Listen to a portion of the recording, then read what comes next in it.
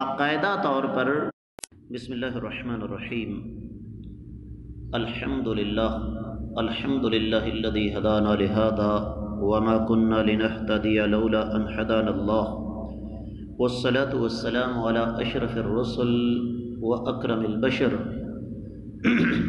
الذی ارسلہ اللہ بالحق بشیرا ونذیرا وداعیا الی اللہ باذنہ وسراجا منیرا۔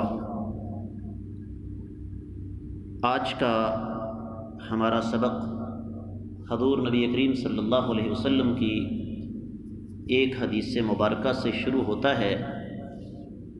نبی کریم صلی اللہ علیہ وسلم نے ارشاد فرمایا، المؤمن القوی خیر و احب الی اللہ من مؤمن الضعیف، او کما قال علیہ الصلاۃ والسلام۔ فرمایا ایک طاقتور مومن اللہ کے نزدیک کمزور مومن کے نسبت بہتر اور زیادہ محبوب ہے۔ اس کا مطلب کیا ہوا کہ اللہ تعالیٰ کو یہ بات پسند ہے کہ اس کے مومن بندے صحت مند بھی رہیں اور طاقتور بھی رہیں۔ اب رہا یہ مسئلہ کہ اس حدیث کا رمضان کے ساتھ کیا تعلق واسطہ ہے۔ رمضان چونکہ بنیادی طور پر شہر التربیہ ہے، تربیت کا ایک موسم ہے۔ کل کے سبق میں تربیت اولاد کے حوالے سے بات ہوئی، اور اس میں نے خصوصی طور پر ایک بات آپ کو سمجھانے کی کوشش کی، اور وہ یہ کہ ہمیں اپنے بچوں کی جسمانی ہی نہیں روحانی تربیت پر خصوصی توجہ دینی چاہیے۔ آج کا ہمارا موضوع روزے کے انسانی صحت پر کیا اثرات مرتب ہوتے ہیں، یا یوں کہہ لیجئے کہ روزہ اور جسمانی تربیت کا آپس میں کیا تعلق واسطہ ہے۔ اور اس موضوع کے انتخاب کی ایک بہت بڑی وجہ یہ بھی ہے کہ اکثر گھروں کا بجٹ رمضان میں صرف بڑھتا نہیں بلکہ بہت زیادہ بڑھ جاتا ہے۔ ان کے نزدیک روزہ ڈٹ کے سحری کرنے اور ڈٹ کے افطاری کرنے کا نام ہے، جبکہ حقیقت اس کے بالکل برعکس ہے۔ اگر روزے کو اس کی حقیقی روح کے مطابق اختیار کیا جائے تو اللہ تعالیٰ کی توفیق سے اس مقدس مہینے میں بہت ساری بیماریاں سرے سے ختم ہو جاتی ہیں۔ اور یہاں میں ایک اور چیز آپ کو سمجھا دوں کہ روزے کا تصور تو اسلام میں ہے نا۔ آج اعتراض اٹھتا ہے، او جی یہ کیسا دین ہے جو پورا ایک مہینہ طلوع فجر سے لے کر غروب آفتاب تک اپنے ماننے والوں کو بھوکا پیاسا مارتا ہے۔ اور دلچسپ بات یہ ہے کہ جو لوگ اعتراض کرتے ہیں ان کی اپنی حالت یہ ہے کہ فاقہ فاسٹنگ باقاعدہ طور پر ان کے ہاں اس کی ٹھیک ٹھاک اہمیت ہے، وہ اس پر اچھا خاصا زور دیتے ہیں۔ اب ہوتا کیا ہے کہ جب انسان کا معدہ خالی ہوتا ہے نا، میں صرف جسمانی بات کر رہا ہوں، روزے کے روحانی پہلو پر آج بات نہیں میں کروں گا۔ جب انسان کا معدہ خالی ہوتا ہے، لازمی بات ہے جو خوراک ہم سحری کے وقت کھاتے ہیں کچھ گھنٹوں تک وہ ہضم ہو جاتی ہے، اس کے بعد معدے کو طاقت چاہیے، معدے کو کچھ چیز چاہیے۔ روزہ ہونے کی وجہ سے ہم تو اسے مہیا نہیں کرتے، نتیجتاً انسان کا پورا جسم جو ہے وہاں پر ایک کھینچا تانی شروع ہو جاتی ہے کہ وہ توانائی جس کی معدے کو ضرورت ہے خوراک کے ذریعے پوری نہیں ہو رہی، تو معدہ پھر جسم کے جہاں جہاں فالتو مادے ہوتے ہیں ان کو وہاں سے کھینچتا ہے، اور اس کے نتیجے میں انسان کو ان گنت لا تعداد بے شمار بیماریوں سے نجات مل جاتی ہے۔ لیکن شرط کیا ہے وہ بھی سن لیجئے۔ اللہ کے رسول صلی اللہ علیہ وسلم نے ارشاد فرمایا، بہترین سحری جو ہے وہ کھجور ہے۔ ہمارے یہاں کھجور ایک میوہ ہے، رمضان کا مہینہ آتا ہے تو کھجور کی سیل بڑھ جاتی ہے، افطاری کے وقت 1 یا 2 حد 3 ہم کھا لیتے ہیں، اس سے زیادہ نہیں۔ جبکہ حقیقت کیا ہے کہ کھجور میوہ نہیں بلکہ خوراک ہے، اور یہ اللہ تعالیٰ نے اس میں ٹھیک ٹھاک طاقت رکھی ہے، جس کا زندہ ثبوت یہ ہے کہ صحابہ کرام رضوان اللہ علیہم اجمعین ایک کھجور کھا کے سارا سارا دن گھوڑے پر بیٹھ کر جہاد کرتے تھے۔ اس میں کوئی شبہ نہیں کہ جہاد فی سبیل اللہ کے روحانی پہلو ہیں، اللہ کی مدد کے بغیر مومن نہیں لڑ سکتا، لیکن اگر دنیاوی طور پر دیکھا جائے، مادی طور پر دیکھا جائے، تو اس کا مطلب یہ ہوا کہ ایک کھجور کے اندر اتنی طاقت ہے کہ انسان سارا دن گھوڑے پر بیٹھ کر جہاد کر سکتا ہے۔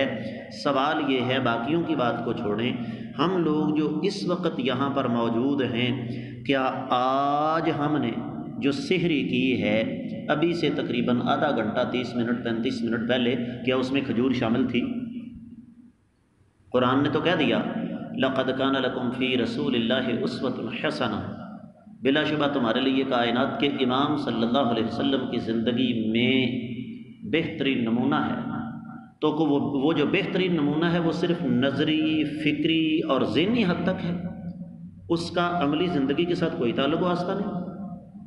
آپ یہ دیکھیے کہ غزوہ حنین فتح مکہ کے بعد کی بات ہے، جب طائف اللہ نے فتح کروایا، اور اس وقت کائنات کے امام صلی اللہ علیہ وسلم کی عمر 62 سال سے زیادہ تھی، اور میرے آقا علیہ الصلوۃ والسلام نے گھوڑے پر بیٹھ کر باقاعدہ لشکر کی قیادت کی ہے۔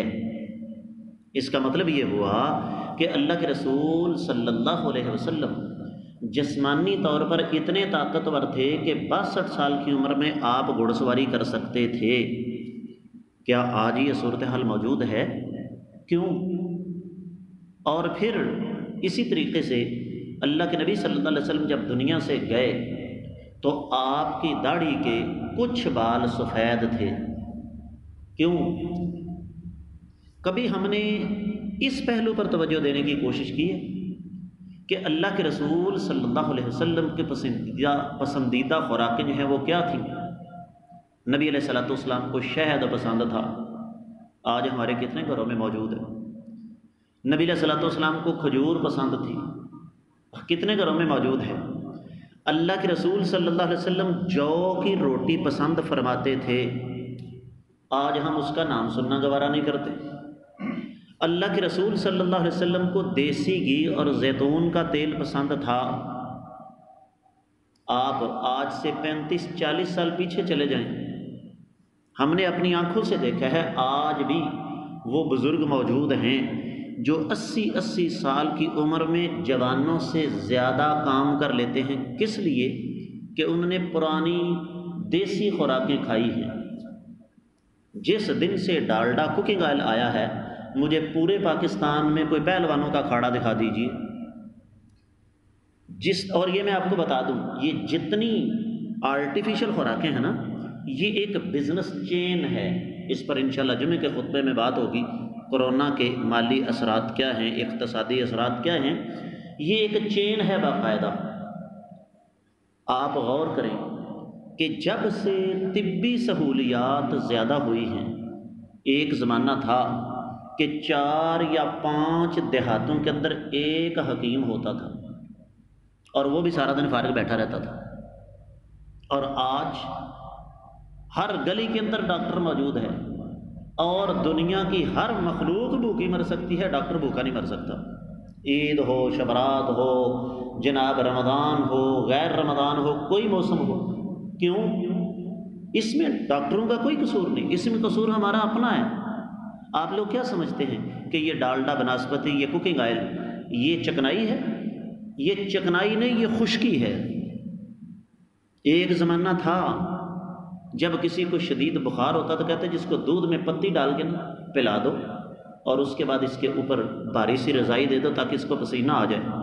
اس کے مقابلے میں لونگ، دار چینی، اجوائن، پودینہ، اناردانہ، سونف، ادرک، ملٹ، یہ تمام کی تمام چیزیں ہر گھر کے اندر موجود ہوتی تھیں۔ کس لیے؟ کہ یہ چیزیں خوراکیں ہیں، یہ دوائیاں نہیں۔ اور اس کے مقابلے میں چائے کی پتی 25 پیسے کی ڈاکٹر سے حکیم سے ملا کرتی تھی، کیونکہ چائے ایک خوراک نہیں، چائے تو دوائی ہے۔ ہم نے کیا کیا، نبی کریم صلی اللہ علیہ وسلم کے طریقہ کار کو چھوڑا، جو دیسی قدرتی اور اصل خوراکیں تھیں ان کو چھوڑا۔ ہمارے کس گھر کے اندر آج جاؤ آٹا ملتا ہے؟ کتنے گھر ہیں جہاں پر چھان والا آٹا دستیاب ہے؟ یہ جو آٹا آپ کو بازار سے ملتا ہے نا، یہ تو آٹا نہیں، یہ تو میدا ہے، اور میدے کو ڈاکٹر کہتے ہیں کہ وائٹ پوائزن، یہ سفید زہر ہے، یہ جسمانی توانائی کو ختم کر دیتا ہے۔ اور آج یہ دیکھیں کہ کس قدر تباہی مچی ہوئی ہے کہ بچوں کی عمر 22 سال نہیں ہوتی، 25 سال نہیں ہوتی، پیٹ پھول کر آگے نکل آتا ہے، بازو موٹے ہو جاتے ہیں، منہ باگڑ بلے کی طرح ٹھیک ٹھاک ہو جاتا ہے، لیکن 50-60 قدم پیدل نہیں چل سکتا۔ کس لیے؟ جس نے برائلر کھانا ہے اس نے برائلر بننا ہے۔ آپ یہ دیکھیں کہ اللہ کے رسول صلی اللہ علیہ وسلم کے گھر میں 60 دن 2 مہینے گزر جاتے، چولہا تک نہیں جلتا تھا، لیکن اس کے باوجود اللہ کے نبی صلی اللہ علیہ وسلم ساری رات مصلی پہ کھڑے ہو کے عبادت کرتے ہیں، آپ کے پاؤں سوج جاتے ہیں۔ آج ہمارے نوجوانوں کے لیے آدھا گھنٹہ پون گھنٹہ تراویح میں کھڑے ہونا موت ہے۔ وجہ کیا ہے؟ سبب کیا ہے؟ 2 غلطیاں ہم کرتے ہیں۔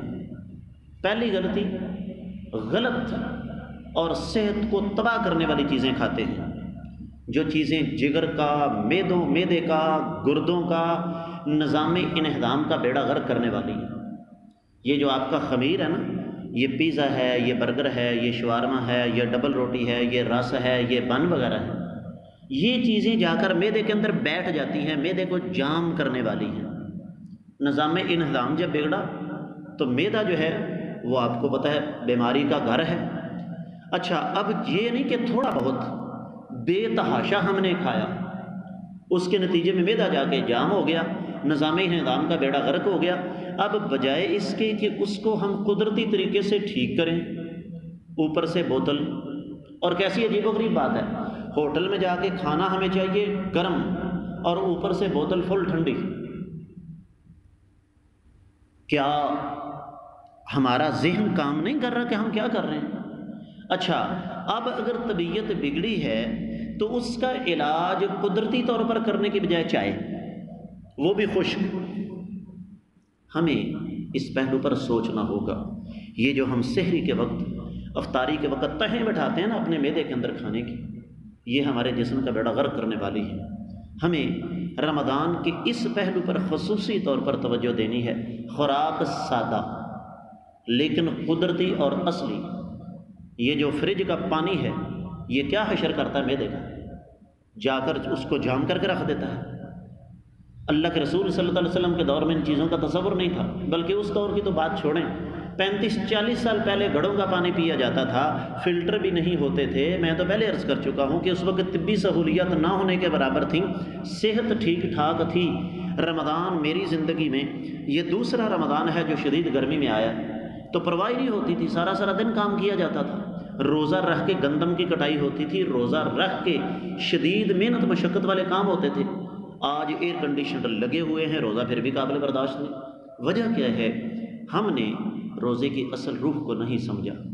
اس لیے بے شک تھوڑا کھائیں، اور اصل چیز یہی ہے کہ جتنی خوراک ہم کم استعمال کریں گے، لیکن اصلی خوراک ہوگی جو ہماری جسمانی ضروریات کو پورا کرے گی، اور وہ ہمارے جسم کا جو نظام انہضام ہے اس کو ڈسٹرب کرنے کی بجائے، اس کا بیڑا غرق کرنے کی بجائے اس میں ممد اور معاون ثابت ہوگی۔ وہ خوراک ہمارے جسم کا حصہ بنے گی، جسم کے اندر طاقت آئے گی، تو اللہ کے فضل و کرم سے معاملات ٹھیک ہوں گے۔